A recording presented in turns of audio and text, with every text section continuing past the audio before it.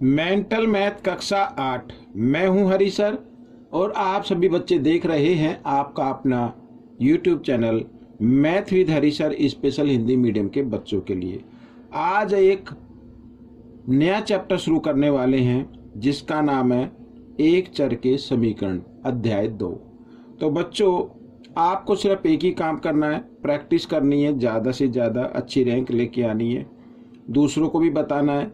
ठीक है, कोई दिक्कत हो तो आप मुझे वीडियो पर कमेंट्स कर सकते हैं। तो आइए करना शुरू करते हैं। प्रश्न नंबर 1 आसान तरीके से करेंगे। ये देखो, ये रहा आपके सामने। प्रश्न नंबर 1 क्या कहता है? x का मान निकालना है। x का मान निकालना है। कैसे निकालना है? अब क्या करना है आपको, इधर ये ब्रैकेट दिया, ब्रैकेट के बाहर घटा का निशान, तो ब्रैकेट खोल दीजिए आप। 7x घटा 2, ठीक है, ब्रैकेट चलो एक बार लिख लेते हैं, यूँ का यूँ, बराबर 18। अब खोलेंगे ब्रैकेट। 7x घटा, ब्रैकेट के अंदर 2 जमा का है, खुलते ही घटा का हो गया, ठीक है, और ये घटा जमा, ये भी घटा हो जाएगा, 5x 18। अब 7x में से 5x घटाने बच्चों एक जैसे ना, तो 7 में से 5 गए 2x, ठीक है, ये घटा 2 इधर आकर जमा 2 हो जाएगा, 18 जमा 2, इस तरीके से। आइए इधर कर लेते हैं। तो x का मान निकालना है। 18 और 2 कितना होता है? 20। 2 इधर था गुणा के रूप में, ये रहा, तो इधर आकर ये भाग के रूप में आ जाएगा, इस तरीके से। तो x का मान कितना आ गया बच्चों? 10 आ गया। ये आपका उत्तर बन गया। ठीक है। प्रश्न नंबर 2 क्या कहता है? देखो बच्चों, ये जो समीकरण के है ना, एक चर वाले समीकरण, आपको इनकी प्रैक्टिस ज़्यादा करनी है क्योंकि ये प्रश्न सबसे ज़्यादा आते हैं। ठीक है, इसमें करते हैं x का मान निकालना है, तो आप 5x/3 लिख लीजिए। अब इस 1/3 को आप इधर ले आए बराबर के निशान से, क्योंकि इसके साथ तो x नहीं लिखा ना, तो इधर आकर ये घटा हो जाए, घटा 1/3, इस 1 के नीचे 1 मान लीजिए। आइए आगे कर लेते हैं। तो 5x/3, ठीक है, बराबर 3 और 1 का लघुत्तम लेना। अब आपको 3 आ जाएगा, और साथ ही जब लघु एक तरफ 1 हो, एक तरफ कोई भी नंबर हो, तो उनको ही गुणा कर देना, वही आपका लघुत्तम होगा। इतना करने के बाद क्रॉस में भी गुणा कर दिया, 3 की 1 के साथ, 3 एकम 3, और इस 1 की से 1 के साथ, बीच में घटा का निशान ऐसे। ठीक है, तो क्या आ गया? 3 में से 1 गया, 2/3 ये आ गया। ठीक है, आइए कर लेते हैं। x का मान निकालना है, तो 2/3, ठीक है, 3 इधर भाग में, इधर आकर गुणा में, 5 इधर गुणा में, तो इधर आकर भाग में, ऐसे 3 से 3 कैंसिल हो गया।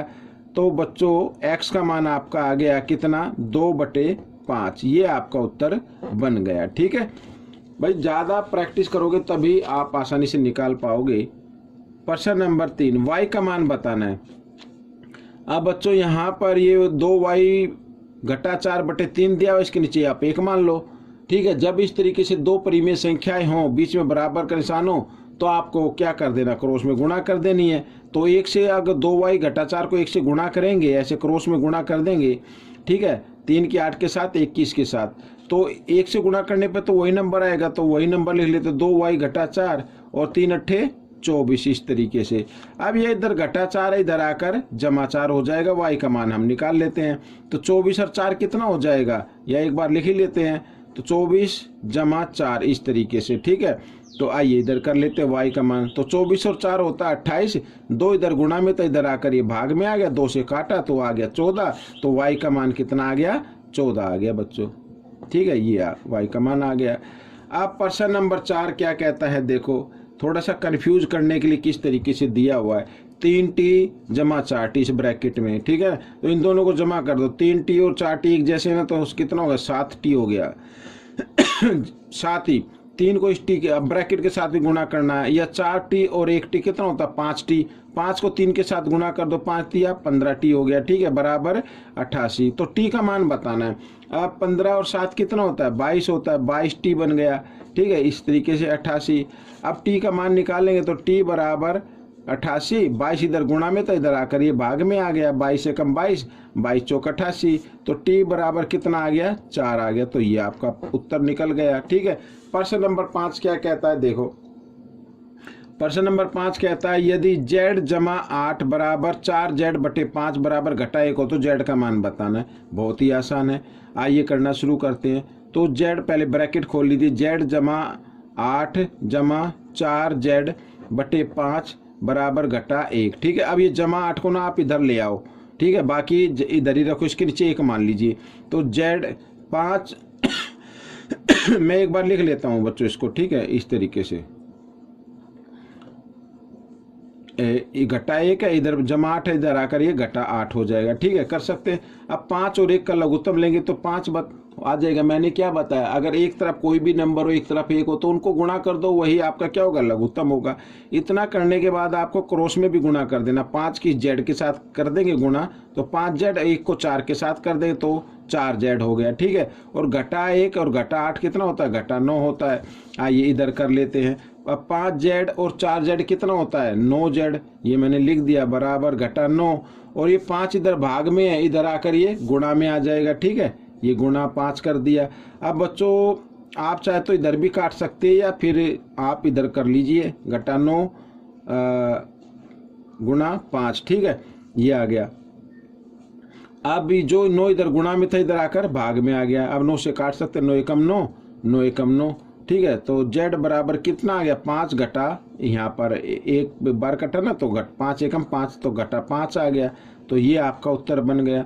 तो इस तरीके से बच्चों ये प्रश्न 5 भी हो गया। ये करते हैं प्रश्न नंबर 6। तो ये रहा प्रश्न नंबर 6। ठीक है, बहुत ही आसान है ये भी। प्रश्न नंबर 6 क्या कहता है, A का मान बताओ। अब A का मान बताना, अब A/3 घटा A/4 लिखा हुआ है, तो A का मान बताएंगे बच्चों। जब भी देखो परिमेय संख्याओं के बीच में घटा या जमा का निशान आए तो आपको क्या करना है, लघुत्तम लेके हर बराबर करने हैं। अब जब लघुत्तम जो हर इनके वो अगर लगातार संख्याओं में आए, 3 4 ऐसे या 5 6, ठीक है, इस तरीके से आए, तो उन दोनों को गुणा कर दो, वही आपका लघुत्तम बन जाएगा। इतना करने के बाद क्रॉस में भी गुणा कर देना। 4 को A के साथ कर देंगे 4A, और इस 3 को इस A के साथ कर देंगे 3A, बराबर क्या आ गया, 7/12। ठीक है ना, 4A में से A के घटा देंगे, A के आ गया बराबर 7/12, और 12 इधर भाग में, इधर आकर ये गुणा में आ जाएगा। तो 12 से 12 कैंसिल हो गया, तो A का मान कितना आ गया, 7 आ गया। बच्चों ये आपका उत्तर निकल गया। ठीक है ना। अब हम करेंगे प्रश्न नंबर 7। तो प्रश्न नंबर 7 कर लेते हैं बच्चों। S का मान बताना है। ठीक है, S का मान बताना है तो सबसे पहले क्या करना है, घटा 2 को आप इधर ले आना। क्या ले आना है, इस साइड में ले आना। तो मैं लिख लेता हूँ 2S घटा 1 और 2S जमा 5, और बराबर इधर ये घटा 2 है, इधर आकर ये जमा 2 हो जाएगा। 2 और 1 कितना हो जाएगा, 3 हो जाएगा। इसके नीचे 1 मान सकते हो।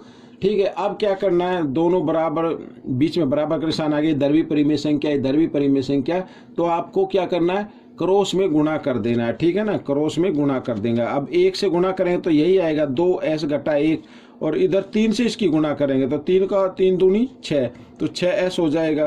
ठीक है, जमा का निशान 3 की 5 के साथ भी गुणा करें, 3 पंजे 15, इस तरीके से करना है। अब S को ले आओ आप उल्टे हाथ की तरफ, ये 6S इधर जमा, इधर आकर ये घटा 6S हो जाएगा बराबर 15, और ये घटा 1 है, इधर आकर जमा 1 हो गया। ठीक है ना, इस तरीके से।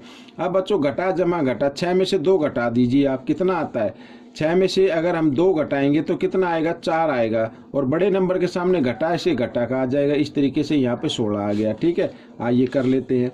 तो S बराबर ये घटा का निशान मैं इधर लगा लेता हूँ 16, और 4 इधर गुणा में, तो इधर आकर भाग में आ गया। 4 एकम 4, 4 चौक 16, तो S का मान कितना आ गया, घटा 4 आ गया। बच्चों ये आपका उत्तर बन गया।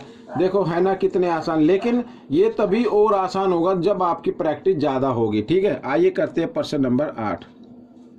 यदि x ब्रैकेट 5 घटा 3x बराबर 10 घटा 3x ये 2 हो तो x का मान बताना। ये बता लेते हैं। तो पहले x को इस ब्रैकेट के साथ गुणा करते हैं, तो x को 5 के साथ गुणा करेंगे 5x, और इस x को इस x के साथ गुणा करेंगे 3x की 2।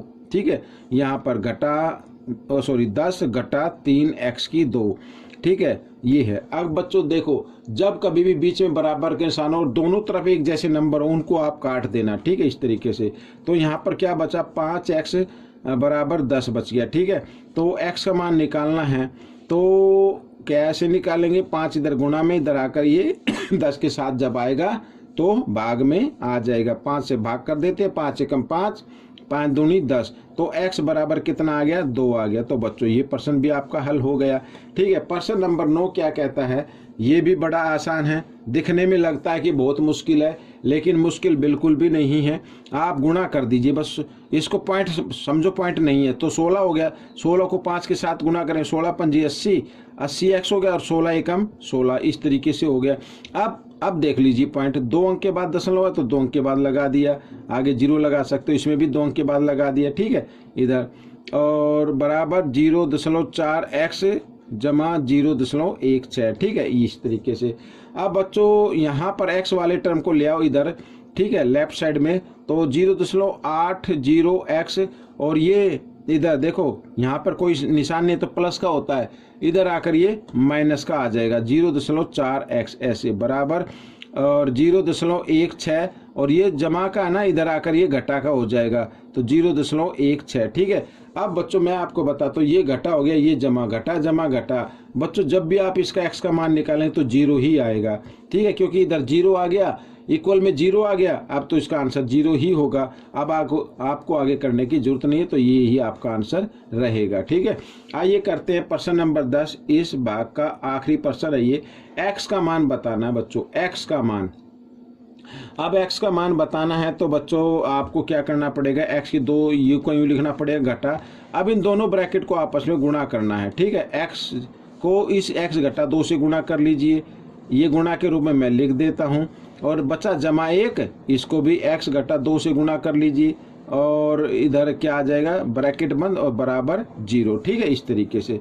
अब x की 2 घटा यहाँ पर, ठीक है, ये गुणा कर लेते हैं, x को x के साथ गुणा किया तो x की 2 हो गया, x को 2 के साथ गुणा करें तो घटा 2x हो जाएगा, x को जमा 1 के साथ गुणा करें तो जमा x हो गया, और 1 को घटा 2 के साथ करेंगे तो घटा 2 हो गया, ठीक है इस तरीके से। अब ब्रैकेट खोल लीजिए, तो x की 2 घटा x की 2 हो गया, ब्रैकेट के अंदर तो ये जमा का है ना, और ब्रैकेट खुलने के बाद घटा का हो गया, ये घटा का हो तो ये जमा का हो जाएगा इस ऐसे, और ये जमा का है तो ये घटा का हो जाएगा। सभी निशान बदल जाते, कहने का मतलब ये है जब ब्रैकेट के अंदर पहली संख्या का निशान बदलता है तो सभी निशान बदल जाते हैं, ठीक है। अब ये देखो, ये घटा, ये जमा घटा हो गया। अब 2x में से 1x घटा दीजिए तो 1x आ जाएगा, और बराबर यहाँ पर जमा 2 है, इधर आकर ये घटा 2 बन जाएगा। तो इस तरीके से प्रश्न ये हल हो गया बच्चों, ठीक है। तो आपको ये वीडियो कैसी लगी मुझे जरूर बताएं, इसमें से सीखकर आपको दूसरे बच्चों को जरूर सिखाना है। मिलेंगे अब हम अगले भाग में, तब तक के लिए